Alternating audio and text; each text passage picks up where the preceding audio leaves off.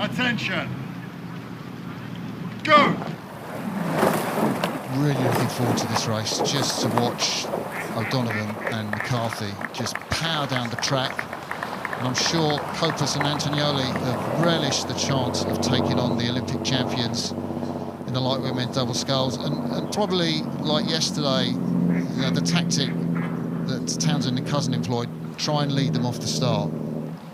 Yeah, that was phenomenal, just watching those early strokes there from Paul and Fintan. That was so dynamic, so explosive, but then almost a little bit of steering correction, which was a bit of a shame really, because it looked like they had that was a great start to watch. But hats off to the Brooks boys here, actually. I know Copus has done a great job there to get an initial lead on these guys.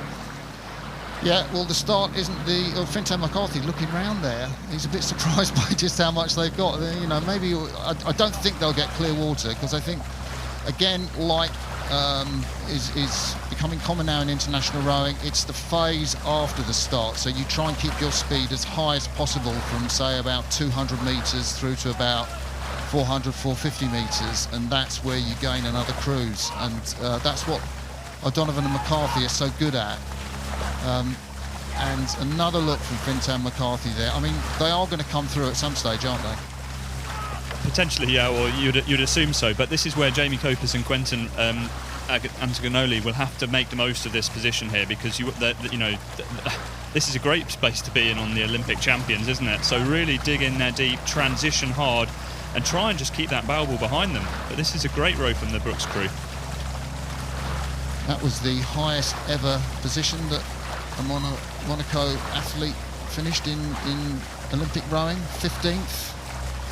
Quentin Antognelli, the 26-year-old, had a good Olympic regatta actually. There was sort of, it went down to F finals. There were 32 competitors, and he finished in the top half of that field.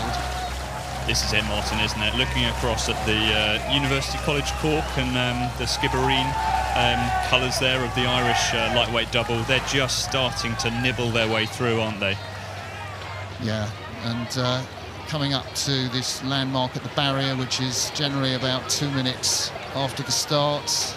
The double scull of Paul O'Donovan and Fintan McCarthy went through the barrier in 2:05 yesterday, and Jamie Copus and Quentin Antognelli went through in 2:05, just a little bit down on the double they were racing.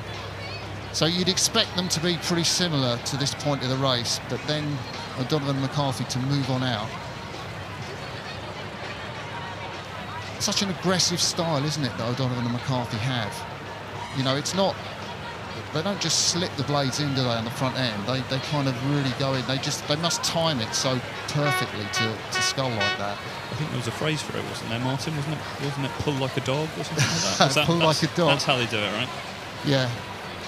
Of course, rowing's a pushing sport. You should know that by now if you're watching this presentation at Henley Regatta.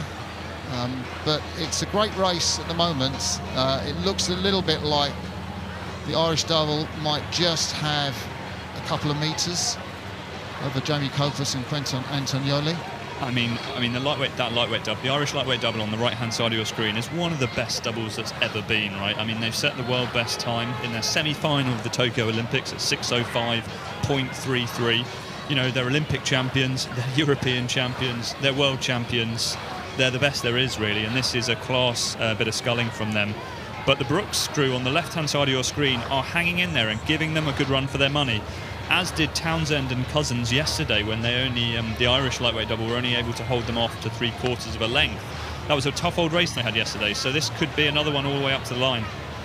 Yeah, well, I can't see just yet it's going to be upset. Fintan McCarthy is looking across to his left the whole time at the Brooks double, and I didn't expect there to be so little distance between the crews at this point in the race. This is a wonderful contest.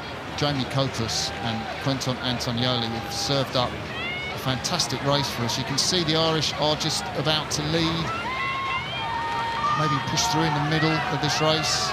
They've got flexibility everywhere, the Irish double scull. You know, if it's this close to the finish, the Irish will have a finish to pull out of the bag.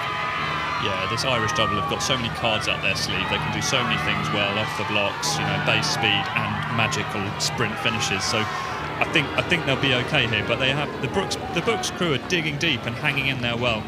I wonder if we get a shot of Paul O'Donovan's hand grip, because it is a very unusual hand grip the way he sculls. He doesn't, most scullers put their thumbs over the end of the blade, but Paul doesn't. He just has his thumbs underneath the blade and holds it sort of without that sort of reference point of the thumb over the end of the blades. And I haven't seen anyone scull like that before. The Irish just moving out. Irish looks so neat overhead, doesn't it? Yeah. Really, you can really see the hands move out together, can't you? And then the body's over.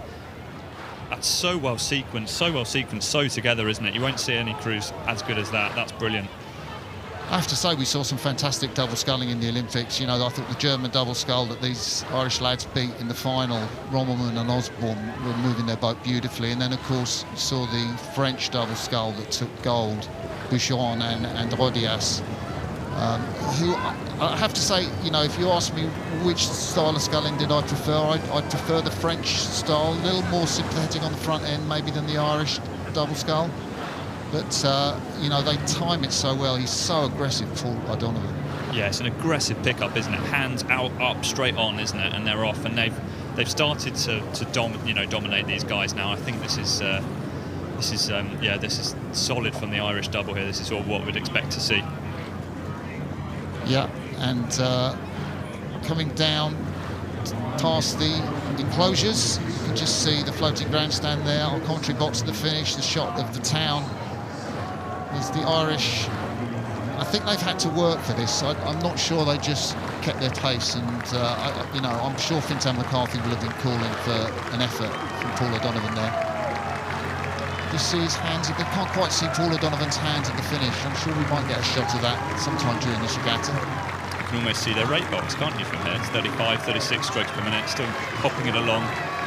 And it's interesting that we spotted these yesterday, the skull and crossbones on the back of Paul's rowing suits. The skull and crossbones is actually a sporting logo for University College Cork, introduced in the 1880s by the rugby teams. It was predominantly a medical school back then, but it's now been adopted by all the sports at that college. Yeah, Paul O'Donovan, of course, studying medicine at University College Cork. So the Irish double come up to the line.